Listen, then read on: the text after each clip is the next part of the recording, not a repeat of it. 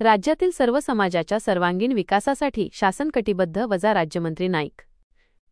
बीड दिनांक जुलै 20 प्रतिनिधी. राज्याचे उद्योग राज्यमंत्री इंद्रनील नाईक यांनी काल जुलै 19 येथे सांगितले की राज्यातील सर्व समाजाच्या सर्वांगीण विकासासाठी शासन कटिबद्ध आहे. बंजारा समाजाचे विविध प्रश्न सोडवण्यासाठी शासन सकारात्मक असल्याचेही त्यांनी यावेळी अधोरेखित केले.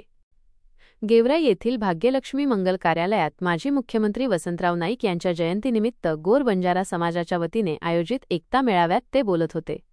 या मेळाव्यास बंजारा समाजाने उत्स्फूर्त प्रतिसाद दिला. यावेळी आमदार विजयसिंह पंडित, मुख्यमंत्री सहायता निधीचे प्रमुख रामेश्वर नाईक, महाराष्ट्र राज्य औद्योगिक विकास महामंडळाचे सह-आयुक्त विजय राठोड, साहेबराव शास्त्री महाराज, सचिन महाराज, चैतन्य महाराज, अमरसिंह पंडित, नाईक फाउंडेशनच्या ॲड. मोहिनीताई, इंद्रनील नाईक, उत्तम चव्हाण, प्राध्यापक पी.टी. चव्हाण, बाबूराव जाधव, अण्णासाहेब राठोड, राजेश पवार, सतीश पवार, अनिल राठोड आदी मान्यवर उपस्थित होते. कार्यक्रमात राज्यमंत्री इंद्रनील नाईक यांना समस्त गोर समाजाच्या वतीने राज्यस्तरीय बंजारा भूषण पुरस्कार देऊन सन्मानित करण्यात आले.